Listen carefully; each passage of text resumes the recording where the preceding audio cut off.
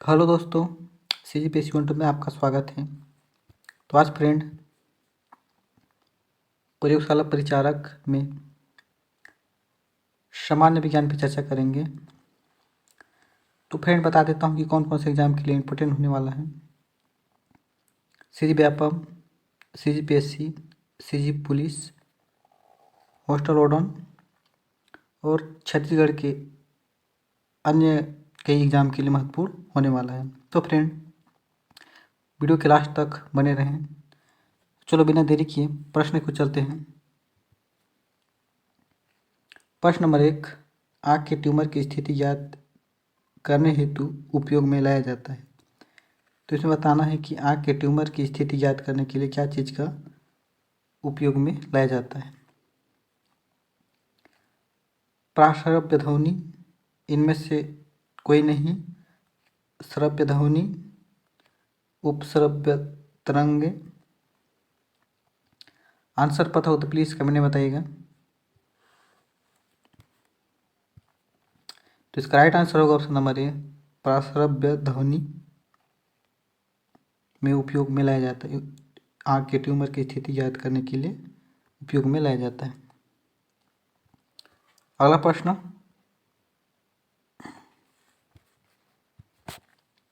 प्रश्न नंबर 2, अलग अलग माध्यमों में ध्वनि का वेग होता है। तो इसमें बताना है कि अलग अलग माध्यमों में ध्वनि का वेग कैसा होता है। एक समान, शून्य, कोई भी नहीं, भिन्न भिन्न। आंसर पता हो तो प्लीज़ कमेंट में बताइएगा। तो इसका राइट आंसर होगा ऑप्शन नंबर डी, भिन्न भिन्न होता है। अलग अलग माध्यमों में ध्वनि का वेग भिन्न भिन्न होता है। अगला प्रश्न, प्रश्न नंबर 3, वायु में ध्वनि तरंग की चाल लगभग होती है। तो इसमें बताना है कि वायु में ध्वनि तरंग की चाल की वेग होती है। तो इसमें बताना है वायु में ध्वनि तरंग की चाल लगभग होती है।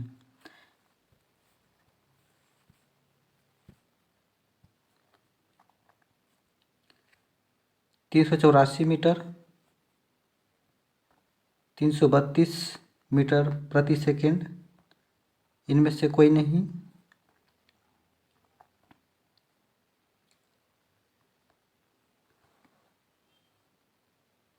3 × 180 मीटर प्रति सेकेंड। तो आंसर पता हो तो प्लीज़ कमेंट में बताइएगा।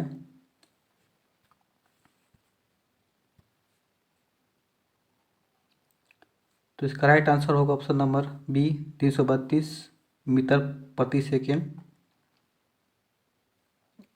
वायु में ध्वनि तरंग की चाल लगभग होती है 332 मीटर प्रति सेकेंड लगभग होती है। अगला प्रश्न, प्रश्न नंबर 4, आवर्त गति का उदाहरण नहीं है।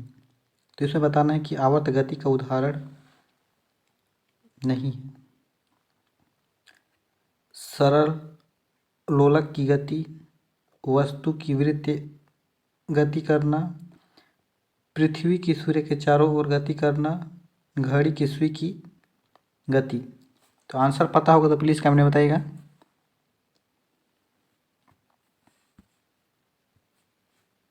तो इसका राइट आंसर होगा ऑप्शन नंबर ए, सरल लोलक की गति।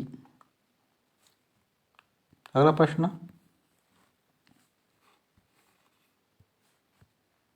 प्रश्न नंबर 5, कोई कंपनशील वस्तु एक पूरा कंपन करने में जितना समय लेती है वह उसका क्या कहलाता है।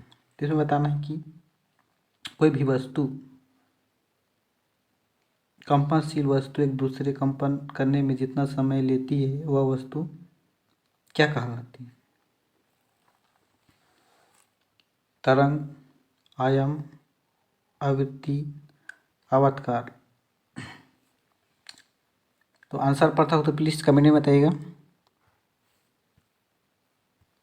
तो इसका राइट आंसर होगा ऑप्शन नंबर डी, आवर्तकाल इसका सही आंसर होगा। अगला प्रश्न, प्रश्न नंबर 6, आवर्त का मात्रक होता है। तो इसमें बताना है कि आवर्त का मात्रक क्या होता है। मीटर प्रति सेकेंड, इनमें से कोई नहीं, कंपन प्रति सेकेंड, कंपन घंटा। आंसर पता होगा तो प्लीज़ कमेंट में बताइएगा।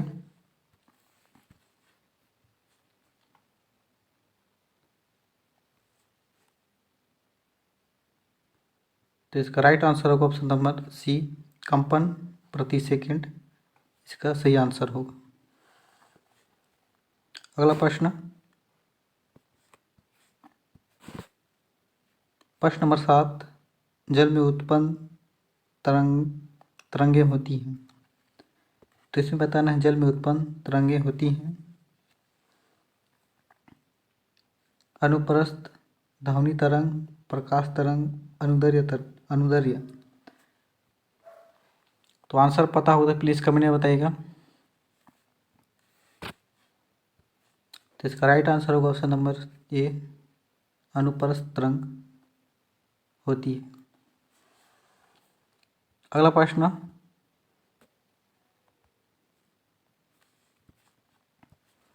प्रश्न नंबर 8, आवर्तकाल और गुणनफल सदैव होती है। तो इसमें बताना है आवर्तकाल और गुणनफल सदैव कैसे होती है। 2, 3, 4, 1। आंसर पता हो तो प्लीज़ कमेंट में बताइएगा। तो इसका right answer option number D, 1 होता है। आवर्तकाल और गुणनफल की सदैव 1 होती है। अगला प्रश्न, प्रश्न नंबर 9, ध्वनि वेग अधिकतम होता है। तो इसमें बताना है ध्वनि वेग अधिकतम किस में होता है। वायु में, इनमें से कोई नहीं, ठोस में, द्रव में। तो बताना है किस में होता है। अगर आंसर पता होगा प्लीज़ कमेंट में बताइएगा। ध्वनि का वेग अधिकतम किस में होता है। आंसर पता हो तो प्लीज़ कमेंट में बताइएगा। तो इसका राइट आंसर होगा ठोस में ध्वनि का वेग अधिकतम होता है। अगला प्रश्न,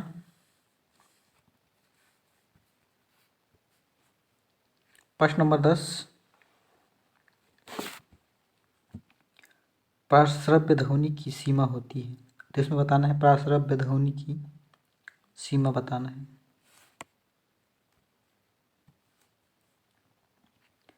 20,000 कंपन प्रति सेकंड से अधिक, 20,000 कंपन सेकंड से कम, उपरोक्त में से कोई नहीं, 20,000 कंपन प्रति सेकंड। आंसर पता हो तो प्लीज़ कमेंट बताइएगा।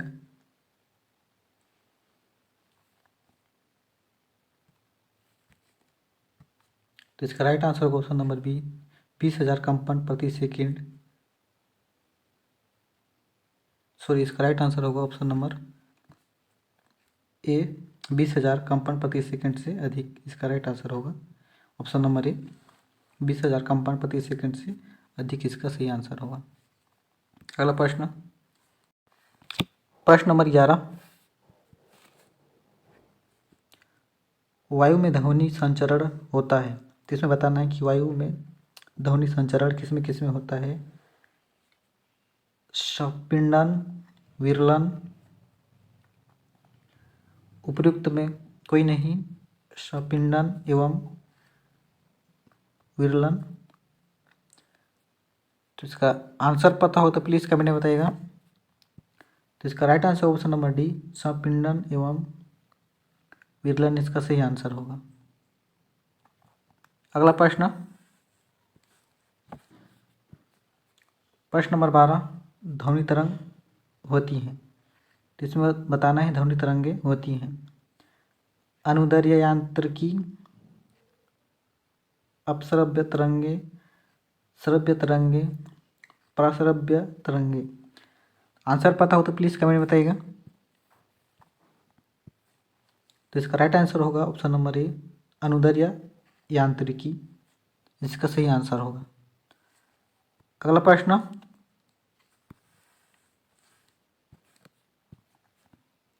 प्रश्न नंबर 13, एम के एस पद्धति में कार्य का मात्रक होता है। तो इसमें बताना है कि एम के एस पद्धति में कार्य का मात्रक क्या होता है। जूल, इनमें से कोई नहीं, डाइन, आर्ग। आंसर पता हो तो प्लीज़ कमेंट में बताइएगा। तो इसका right answer option number A, joule होता है। अगला प्रश्न,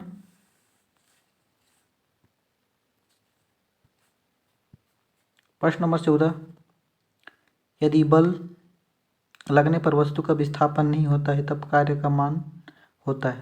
तो इसमें बताना, यदि बल वस्तु पर विस्थापन नहीं होता है तो कार्य का मान क्या होता है। एक, इनमें से कोई नहीं, एक, शून्य।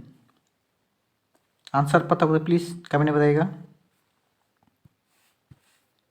तो इसका राइट आंसर होगा ऑप्शन नंबर डी, शून्य होगा। अगला प्रश्न,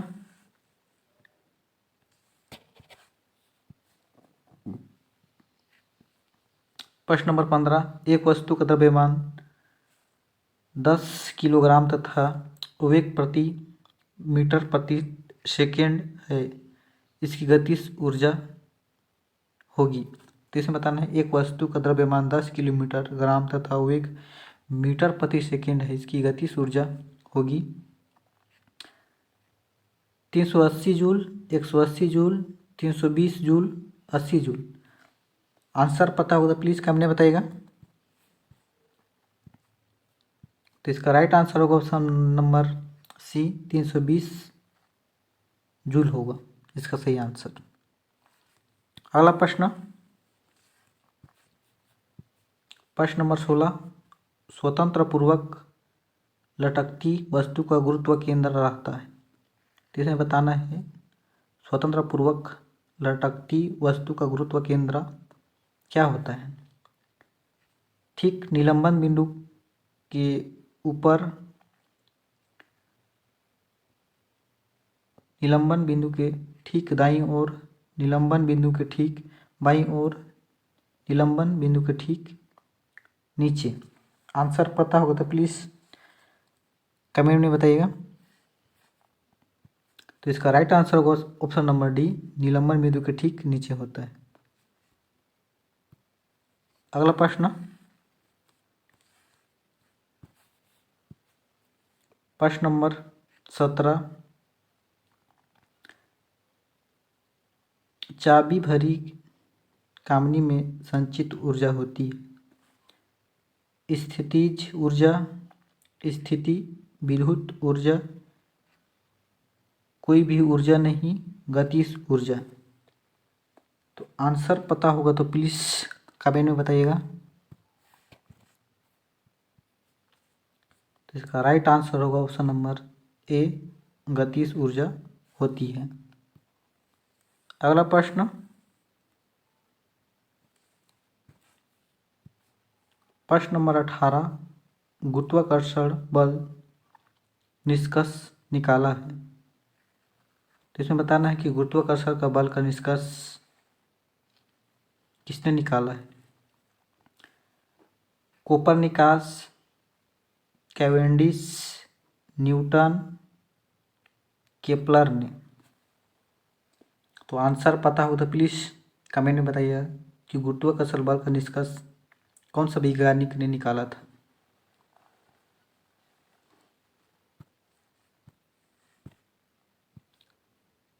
तो इसका राइट आंसर होगा ऑप्शन नंबर सी, न्यूटन ने गुरुत्वाकर्षण बल का निष्कर्ष निकाला था।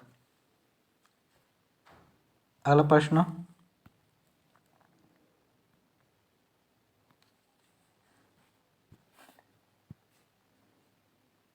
प्रश्न नंबर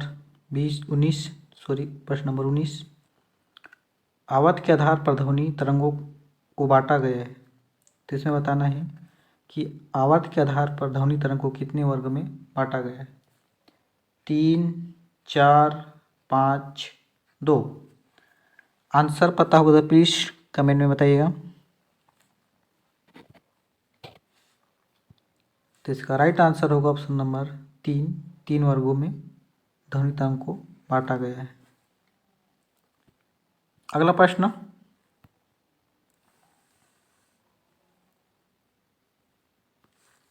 प्रश्न नंबर 20, आज का लास्ट प्रश्न। किसी वस्तु में पदार्थ का मात्रा को हम वस्तु कहते हैं। तो इसमें बताना है किसी वस्तु का पदार्थ की मात्रा को हम वस्तु कहते हैं। द्रव्य को, जड़त्व को, भार को, न्यूटन को। तो आंसर पता होगा तो प्लीज़ कमेंट में बताइएगा। इसका राइट आंसर होगा ऑप्शन नंबर ए, द्रव्य को, किसी वस्तु में पदार्थ की मात्रा को हम द्रव्य कहते हैं। तो चलो फ्रेंड, आज के लिए इतना ही, नेक्स्ट वीडियो में मिलते हैं। वीडियो अच्छा लगा तो प्लीज़ चैनल को सब्सक्राइब कर दीजिएगा और ज़्यादा से ज़्यादा वीडियो को शेयर कीजिएगा। तो आज के लिए इतना ही, धन्यवाद। नेक्स्ट वीडियो में मिलते हैं फिर।